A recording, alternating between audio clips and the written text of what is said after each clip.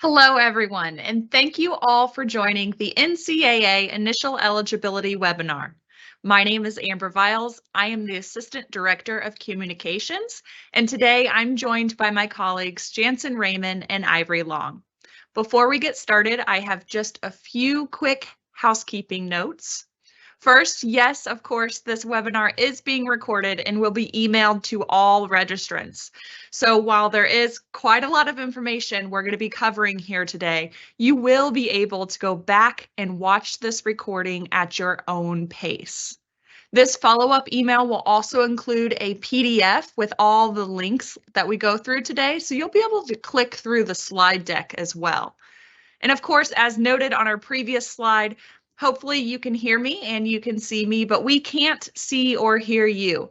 So please use the Q&A function to ask us any questions. And if you'd like a response from our customer service team after today's webinar, please include your email in all of your questions that you ask.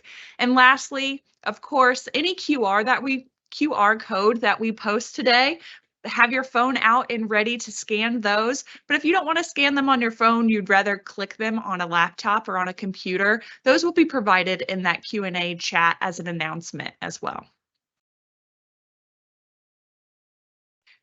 So to start, I'll discuss what is the NCAA Eligibility Center. Ivory is going to talk to you a little bit about choosing an NCAA school and registration. Jansen will come on and talk about Division I and II certification outcomes. Plus, he's going to talk about recruiting in pretty good detail. And then I'll come back on, we'll discuss some resources, and of course, we will take your questions live. So what is the NCAA Eligibility Center? The Eligibility Center is a unit within the NCAA. I like to call it the front door of the NCAA. And what I mean by this is that it's your family, your coaches, your high school counselors, your community. They're going to recognize your hard work in the classroom and your passion for your sport. And they are going to help you get to us.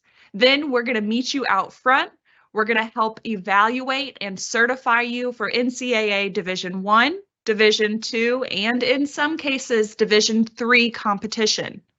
Because if you want to compete at the next level, getting certified by the Eligibility Center is not an option. So the better our collaboration is together, the more empowered you're going to be to take advantage of the opportunity of playing sports while getting a college education. So let's talk a little about choosing an NCAA school. Here's a divisional breakdown that shows all three divisions and how the NCAA team makes a big impact on students globally. We do service over 1,000 colleges and universities and help over 500,000 student athletes annually. Keep in mind, we do this with a team of about 50 here on the Eligibility Center staff, so we are a small team, but we sure are a mighty team. On this screen, you're going to see a list of all NCAA sports. We do host 90 national championships right now. That's almost 54,000 student athletes participating in NCAA championships each year. And last, I did just want to highlight on this slide, if you see the gray box of emerging sports, that is the most up-to-date list that we have of current emerging sports for the NCAA. Now I'm going to hand things over to Ivory Long. Ivory is the Assistant Director of Outreach and Strategic Partnerships, and she's going to discuss choosing an NCAA school. Thank you, Amber. Choosing a school can be overwhelming for student athletes, but it should also be an exciting time. We wanted to provide some recommendations as you're going through the process of deciding which school would be the best fit for you. We want student athletes to be involved in the process to know which school is going to be the best fit, because you're going to spend at least 4 to 5 years of your academic and athletic career at this school. So some recommendations that we recommend are what the school size is. Do you like a bigger campus? Do you like a smaller campus?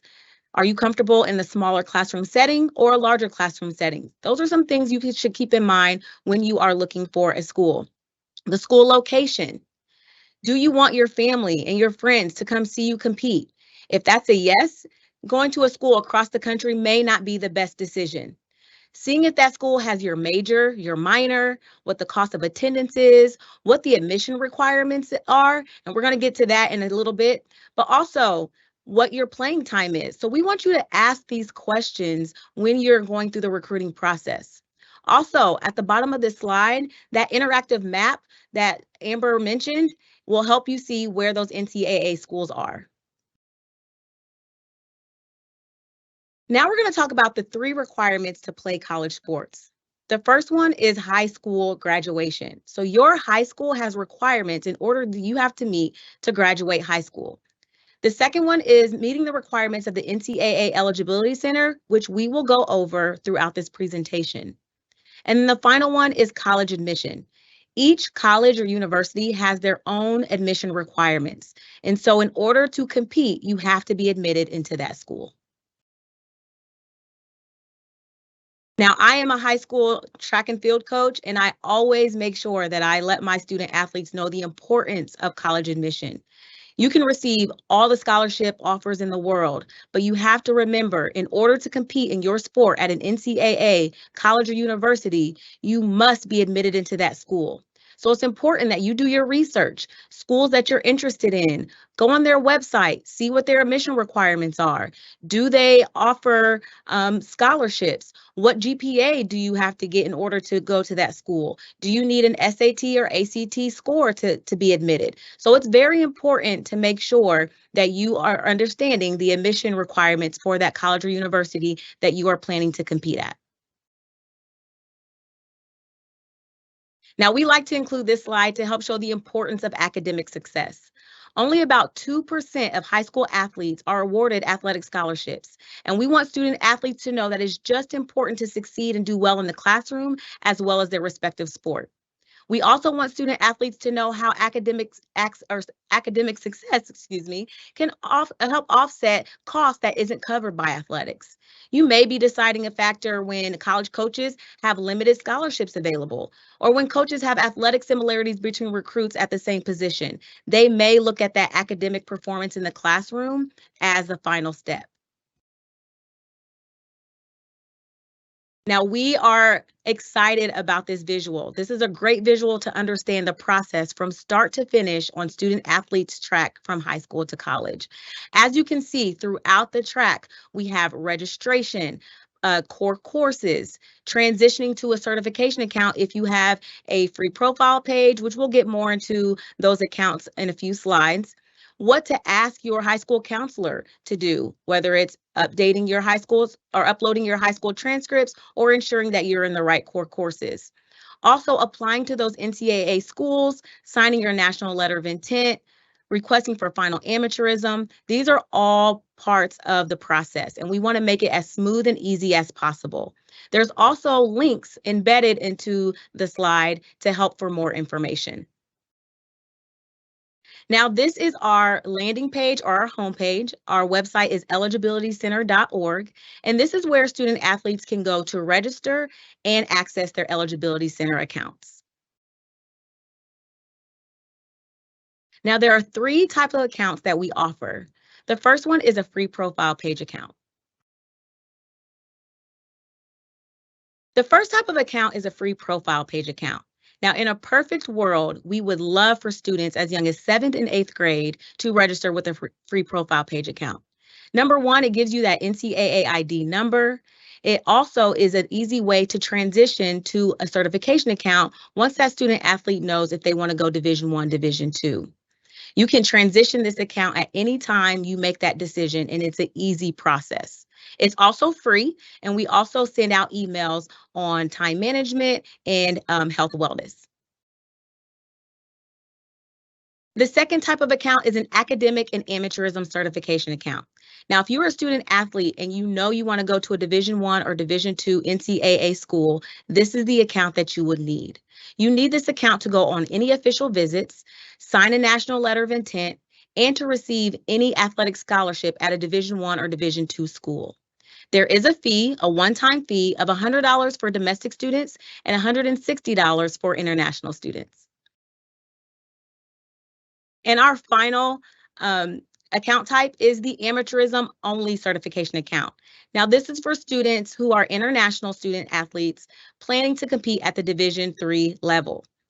Now, there is also a fee, a one-time fee of $70 for international students who are planning to compete at the Division III level. Now, we don't want costs to deter anyone from pursuing their dreams at the collegiate level. We do offer a fee waiver. As you are going through the certification process, when you get to the end, there's going to be two options. One, you can pay by a credit card, or two, you can check that fee waiver box. Now, there are a few criteria that you have to meet in order to be eligible for a fee waiver. There is a list. Look through that list. If you meet any one of those criteria, then just check that fee waiver box. A few examples would be you have free or reduced lunch, you have a fee waiver for SAT or ACT test fees, or you lived in subsidized housing. Once you click that fee waiver box, make sure you go talk to your school counselor to communicate that you did register for a certification account with the NCAA Eligibility Center and that you believe you are eligible for a fee waiver. Your school counselor will then go in to your account, and if you are eligible, they will approve that waiver for you. Now we're going to go into core courses.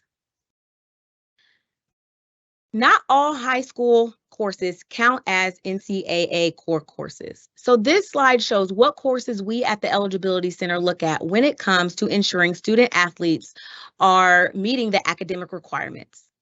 If you look at this slide, we look at courses like English, math at the Algebra 1 level or higher, science courses, social science, so history, geography, government, econ are examples of social sciences, world language, and other courses like comparative religion or philosophy courses. If you want to know what courses are approved by the NCAA Eligibility Center at your school, there are two ways. You will be getting a copy of this presentation within the next coming days. At the bottom of this slide, there is a link where you can go to a website, you can input your high school, and then find the list of NCAA core courses that are approved for your school.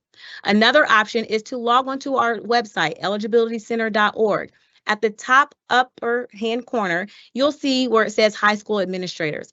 Click on that link, put in your high school name, and you will find that list of approved core courses for your high school.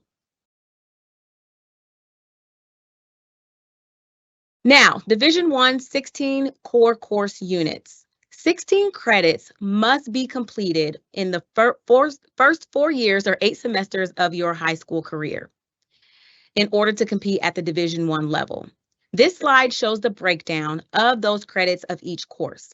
You would need 4 credits of English, 3 credits of math, remember that's at the Algebra 1 level or higher, 2 credits of science, and if your school offers science courses that have labs, at least one of those need to have a lab, 1 credit of an extra math, science, or English course, 2 credits of a social science, and remember social science could be government, econ, history, geography, those type of courses, and then 4 credits of any other core courses. Examples would be a world language, such as Spanish, comparative religion, or philosophy course.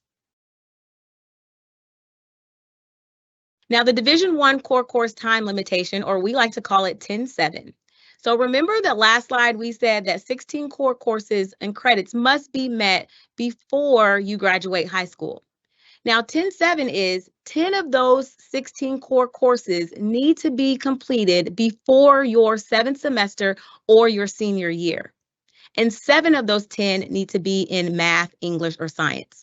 Now, once you begin your 7th semester, any course that is needed to meet that 10-7 requirement cannot be replaced or repeated.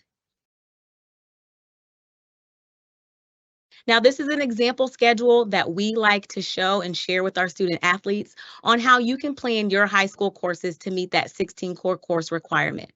Now, if you see, if a student athlete takes at least 4 core courses each year, not only will you meet that 10-7, but you'll also meet that 16 core course requirement by time you graduate.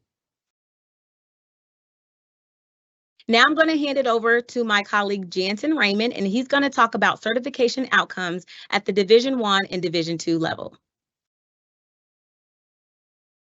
Thank you so much, Ivory, and thank you students for being here. Like Ivory said, we're going to talk about certification outcomes for Division I, Division II, and we're also going to hit on Division III.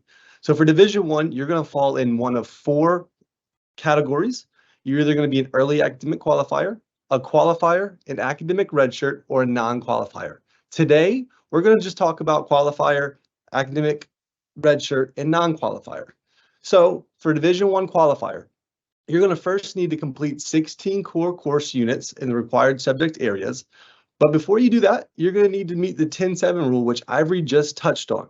You're going to also earn a GPA of a 2.3 or higher, and then submit your proof of graduation to the Eligibility Center. Once you do this, you'll be able to compete, practice, and receive the athletic scholarship for Division I. Our next pillar that we're going to talk about is Division I academic redshirt. This student athlete completed 16 core courses.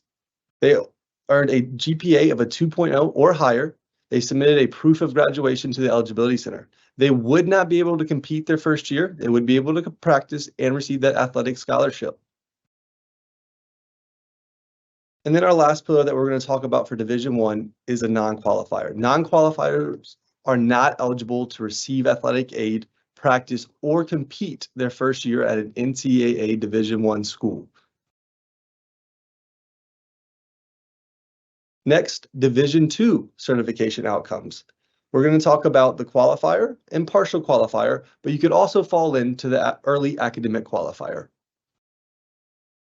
For a Division II qualifier, the first thing that you're going to notice is there's no longer a 10-7. This student athlete completed 16 core course units in the required subject areas. They earned a GPA of a 2.2 or higher. They submitted a proof of graduation to the Eligibility Center. They are ready to practice, compete, and receive the athletic scholarship.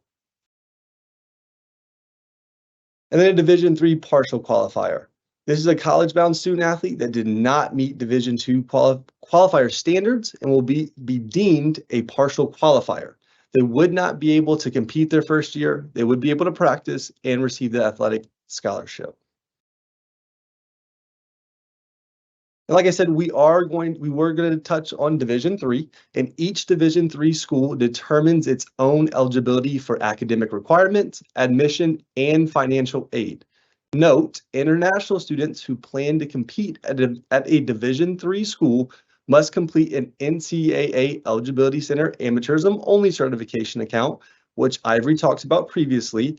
Domestic student athletes who plan to compete at a Division III school may register for a free profile account, but it's not required. Recruiting. A lot of times when I'm out talking to student athletes, they always ask the question, how do I know if I'm being recruited? These are tips and tricks that you can look at to see if you might be recruiting. These are not limited to just these, but these are helpful hints to know if a school may be interested in you or recruiting you. If they're calling you, texting you, sending you emails, messaging you on social media, if they visit your high school. There are many ways that college coaches can get in touch with you. There's also certain periods of time in the calendar year that they can contact you, and we'll talk about that in later slides. But again, these are just helpful notes to see, am I being recruited? Did any of the college coaches do one of these number of things? Next, let's talk about the institution request list, or known as the IRL. An IRL is a list of college-bound student athletes an NCAA school is interested in recruiting. You must be on an NCAA school's IRL to receive an Eligibility Center certification. Once you do this, you'll be able to receive the athletic scholarship, practice, and compete. I touched on it a few slides ago, but there are certain periods in the calendar year a coach may talk to you, they may not talk to you, and certain periods that you can go visit them and then they can visit you. So those are broken up into contact period, quiet period, and dead period. Under each category, you're going to see what a college coach can and cannot do, what you can and cannot do. And for more questions on this or to find your specific sport, I would encourage you to visit on.ncaa.com/recruitcal. Next, we're going to be talking about official visits versus unofficial visits. For official visits, those are visits to any college campus paid for by the NCAA school you're visiting. Before a Division I or Division II official visit, remember, you have to do all three things: register for a certification account, be on a school's IRL, and send your high school transcript.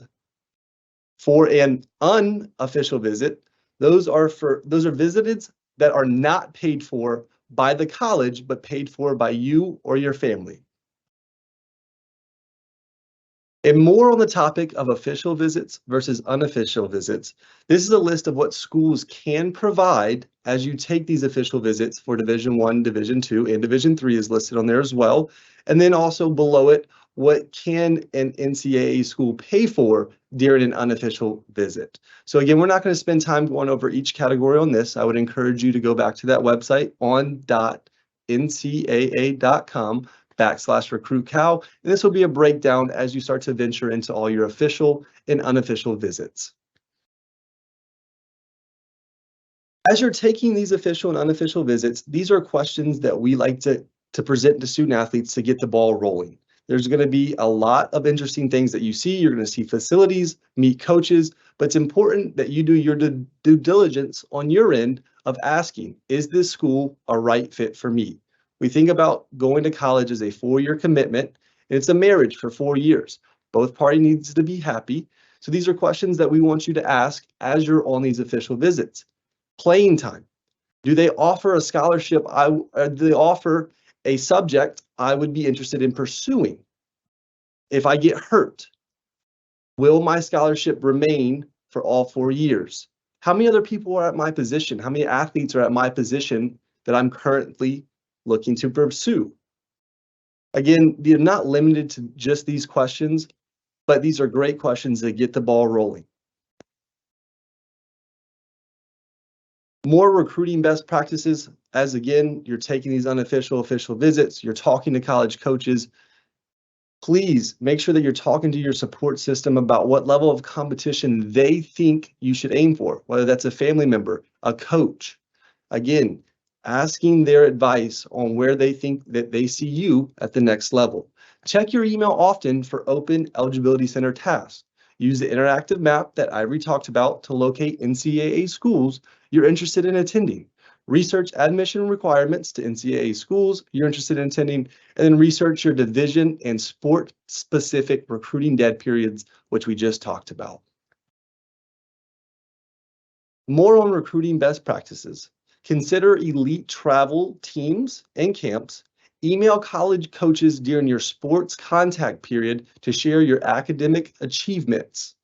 Include your name, position, NCAA ID number, which I already talked about, the year that you plan on graduating, and the year that you plan on enrolling. If possible, take those official and unofficial visits.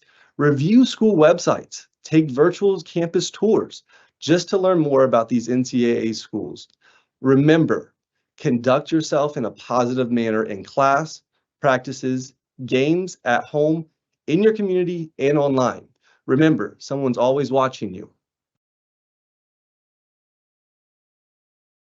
Name, image, and likeness, also known as NIL. We aren't going to get into too much detail on this webinar, but we would encourage you to contact your state's high school athletic association for current legislation, or contact your future NCAA schools compliance office. For more information, you can go to ncaa.org/NIL or visit our websites, Twitter, Instagram, YouTube, and Facebook. National letter of intent. The icing on top of the cake. You've done all 4 years of high school. You've gone on your official and unofficial visits. Now it's time to select that school that you're going to attend, hopefully for the next 4 years. By signing an NLI, you're agreeing to attend a Division I or Division II school for 1 academic year. Remember, you must be admitted to that NCAA school, and you must be eligible for financial aid under NCAA rules. For more information on the NLI, visit nationalletter.org. And lastly, we understand not everybody on this webinar is a current high school student athlete. And if this applies to you, we will talk about transfer students. Make sure that you understand the rules and options and potential consequences before choosing to transfer. Depending on your college experience, you may be able to compete as soon as you transfer, or you might have to be enrolled for one academic year at your new school before competing. For more resources, please find our guide for 2-year transfers, guide for 4-year transfers, or for more information altogether, go to on.ncaa.com/transfer. Thank you so much for hanging with me. I'm going to toss things back to Amber as she ends our slides with resources. Thank you, Jansen. Thank you, Ivory. Now let's discuss a few resources. So here we have a few resources, and of course, if you have your phone sitting next to you, please pull it out, scan this QR code. If you're having any questions about that registration process that Ivory discussed, this is going to be the resource that you are going to want on your phone to show your family, to show your coaches, to help answer the questions you may have about registering with the Eligibility Center. Of course, I'm going to hit on just a few more resources on this page. Our most comprehensive, of course, you know I've got to mention it, the Guide for the College-Bound Student Athlete. I know I use this resource quite often anytime student athletes reach out to the Eligibility Center's social media pages. I'm typically going to look up the answer to all of your questions in this guide for the college-bound student athlete. It's got nearly everything you're going to need. But if you are looking for something a little more quick, something that you can just print off on one sheet and just get a brief overview of everything you need to know, that initial eligibility flyer link, that's going to be what you want to click. So we're now going to take a few questions. So please use the Q&A function to ask us any questions you have. And with this, if you'd like an email from our customer service staff in the coming days, just include your email in the question that you're asking. Just ensures that if we have to end the webinar before getting to everybody's question today, customer service can reach out to you. And of course, another QR code. So again, if you have your phone sitting right next to you, scan this QR code, take a very quick, I promise it is fast, it's just 2 minutes, take a survey, let us know how we did today and what you would like to see on future webinars. So let's get to some questions here. First, I'm going to come to Ivory. Ivory, could you review the registration fees for a certification account? Sure. Academic and amateurism certification account is $100 for domestic students and $160 for international students. The amateurism only certification account, which is for international students interested in competing at the Division III level, is $70.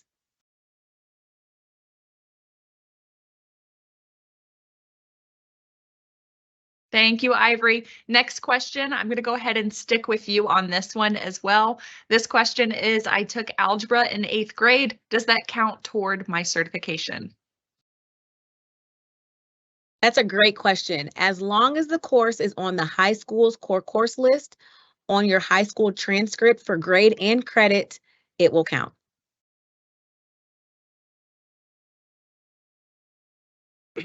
Thank you, Ivory. Jansen, I'm going to come to you with this next question. I know we have a lot of acronyms, NIL, NLI, IRL. This one's about the IRL. Jansen, how do I get on a school's IRL?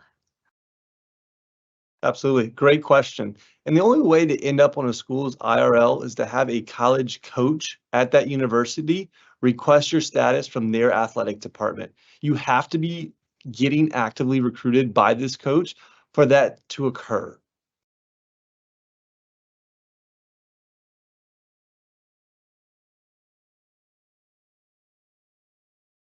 Thank you. Thank you, Jansen.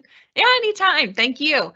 This next slide pulled up on your screen is for our social media. So shameless plug here. Again, if you have your phone sitting next to you, scan these, follow us. If you have questions on things like which account type do I need, or fee waivers, or verifying your enrollment period in your account, we now have YouTube videos on those that tell you and walk you through each of those processes. So subscribe to our YouTube channel. It's new as of this year. It's going to be something that we're going to be building in the coming years, and it should be a really valuable resource for you. Next question here, we're going to try to take as many as we can.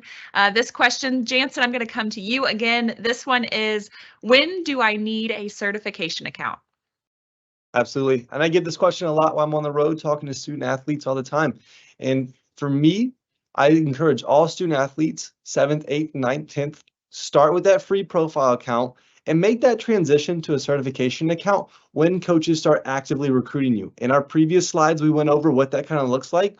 Once you start receiving those interests from Division I, Division II, or an offer to go on an official or unofficial visit, I would say make that transition to a certification account.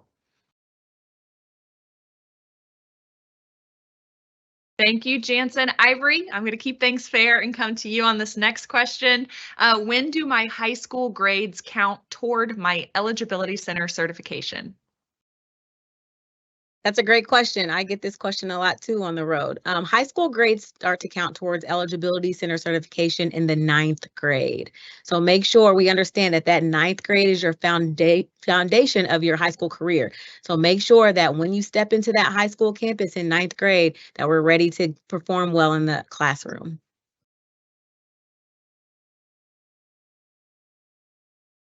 Thank you, Ivory. I'm going to stick with you for this next question.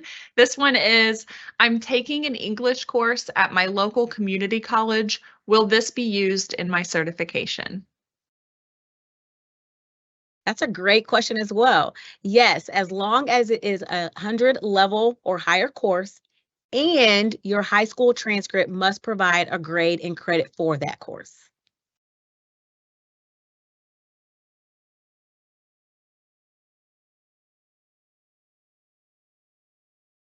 Thank you, Ivory. Jansen, I'm going to come to you with this next question. Do I need a certification account to go on an official visit? Thanks, Amber. Unless you are an international student, registration with the Eligibility Center for Division III is not required.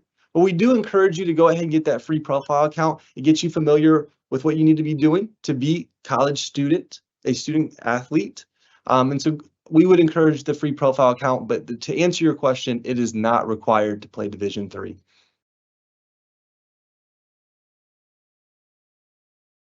Yeah, that can be a little confusing there. For D3, it's our international students who are going to need that account. So domestic students playing Division III, technically not required, but it is recommended to make that account with us. But international students looking to play Division III, you're definitely going to want to pay attention to this webinar.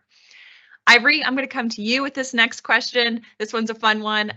SAT and ACT. Should I still take the SAT and ACT?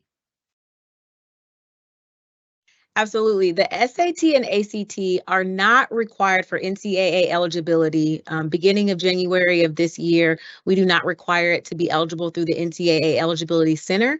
However, we do encourage student athletes to take the SAT and ACT because remember we talked about the college admission. Colleges and universities may still require an SAT or ACT score to be admitted. And remember, we have to be admitted into those colleges or universities to compete. Also, scholarships that you may apply for, they may also require SAT and ACT scores to be eligible for those scholarships. So we do encourage student athletes to take the SAT and ACT, even though it's not required for NCAA Eligibility Center eligibility. Thank you, Ivory. Yeah, not required for certification. Ivory, I'm going to stick with you on this one. How do I get approved for a fee waiver? Who can get a fee waiver? How does that process all work out? There's an option in the payment section at the end of registering for a certification account to indicate if you meet fee waiver criteria. Now, remember earlier in the presentation, we talked about certain criteria that you could meet to be eligible for a fee waiver. There's an entire list, but a few examples would be you're on free or reduced lunch, live in subsidized housing, or you're eligible for a waiver with the SAT or ACT. If you believe that you meet at least one of that criteria, go ahead and check that fee waiver box. Make sure you communicate to your school counselor because they're the ones that go in and approve that fee waiver for you.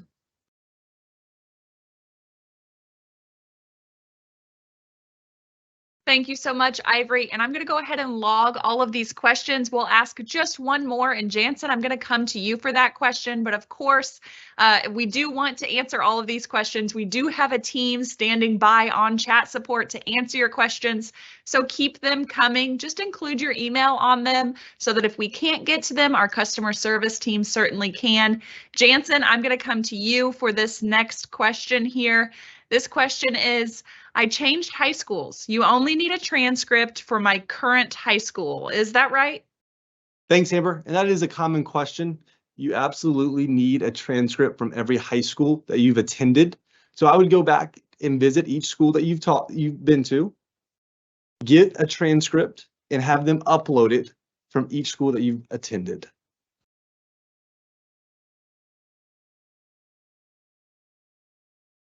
Exactly. Thank you, Jansen. That's why that relationship that we discussed with your support system, your coaches, your high school counselors is so important, because you could switch schools and you still need your high school counselor from your previous school. So this ends our webinar. We see that we do have a few questions left. So again, we're going to make sure to log those questions, and our customer service team will be responding to the questions we didn't get to in the coming days if you provided emails. So again, thank you for joining us today. As we mentioned before, we will email all registrants a recording of today's webinar, as well as a PDF of the slide deck, so that you can click through all of these really great resources and links. So if you have any teammates, or if you feel like your coach may benefit from hearing this webinar and watching it, feel free, share them the link whenever you get it. Share this resource to everyone that you know. Again, my name is Amber Viles, and on behalf of my colleagues, Jansen Raymond and Ivory Long, if you have any further questions, don't hesitate to reach out. We're here to support you and your family as things change and questions arise. Thank you, and be safe.